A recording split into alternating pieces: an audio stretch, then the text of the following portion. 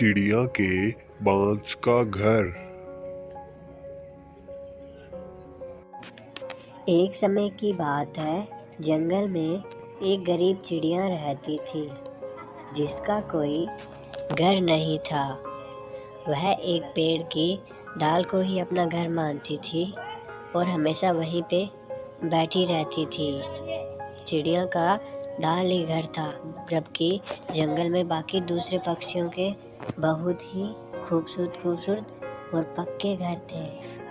वो सारे पक्षी चिड़िया की बहुत मजाक उड़ाते रहते थे और जंगल के बाकी सारे पक्षी बहुत ज़्यादा अमीर थे, उनके पक्के घर थे। जब भी वहाँ से जाते वो उसके घर पे रुक जाते चिड़िया और के फिर घर के चिड़िया पास को से खूब सारे तो देखो चिड़िया, तुम अपना घर बना लो, नहीं तो कल को बारिश आएगी और बारिश में तुम भीग जाओगे। कुछ भी नहीं है, तुम बहुत गरीब चिड़िया हो, हम तुम्हारे पास से तुम अपना घर बना लो। गरीब चिड़िया कहीं की हरामी हो, तुम मेहनत नहीं करती हो। कालू ऐसे ही चिड़िया को बहुत कुछ सुनाता रहता है, क्योंकि चिड़िया बहुत गरीब होती है और चिड़िया ये सब सुन के भी वहाँ पे बैठी रहती है। फिर कुछ देर बाद सारे पक्षी वहाँ से चले जाते हैं।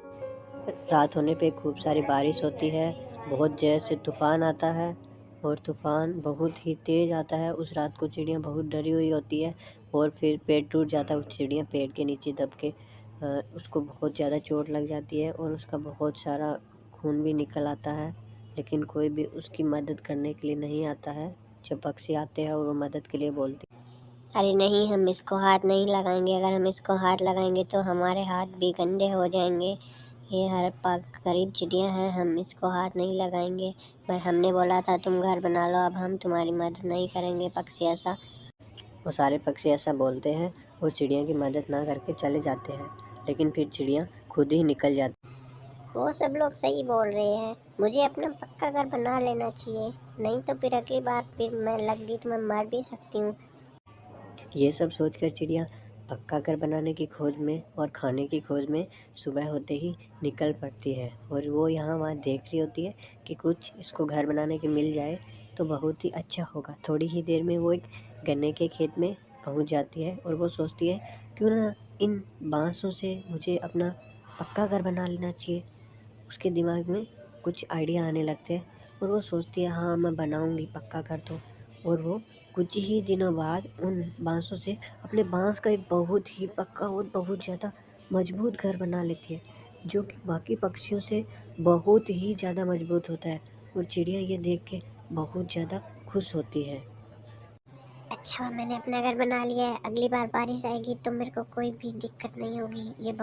और कुछ दिनों बाद फिर एक ज़ोर से तूफान आता है, सारे पक्षियों के घर टूटकर गिर जाते हैं।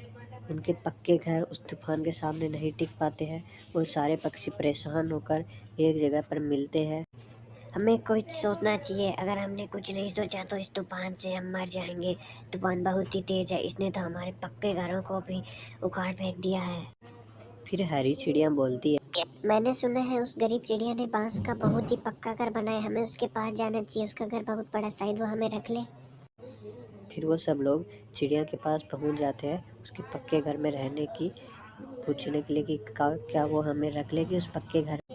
चिड़िया बहन, क्या तुम हमें अपने पक्के घर में रख लोगी? हमारे घर बारिश से इधर उधर हो गए हैं, आप हमें माफ़ कर दो, हमने आपको बहुत बुरा सुनाया, आप हमें माफ़ करके अपने घर में रख लो, हमारे घर नहीं रहे। फिर चिड़िया बोलती है, अरे कोई बात नहीं, मैं तुम्हें अपने घर में रख लूँगी, कोई बात नहीं, मैं रख लूँगी तुम्हें अपने घर में। फिर चिड़िया सबको अपने घर के अंदर ले आती है और वो सब देखते हैं कि अंदर से भी चिड़िया का घर बहुत ही खूबसूरत है और वो वहाँ पे आराम से रह सकते हैं। तो इस कहानी से बच्चों हमें यह शिक्षा मिलती है कि हमें कभी भी किसी की गरीबी का मजाक नहीं उड़ाना चाहिए, क्योंकि गरीबी उम्र भर के लिए नहीं होती है, वो बस समय का चक्कर होता है। समय ही सबसे बड़ा बलवान होता है। फिर देखो एक दिन सारे पक्षियों के घर उजड़ गए, लेकिन जो चिड़िया गरीब थी उसके पास बहुत ही पक्का घर आ गया। हमें किसी को भी किसी भी चीज़ के लिए मजाक नहीं उड़ाना चाहिए, क्योंकि समय आने पे सब बदल जाता है। किसी के पास जो है वो चला जाता है, किसी के पास नहीं है वो आ जाता है। हमें हमेशा सबसे मिलजुल कर रहना चाहिए, किसी भी चीज़ का घमंड नहीं करना चाहिए।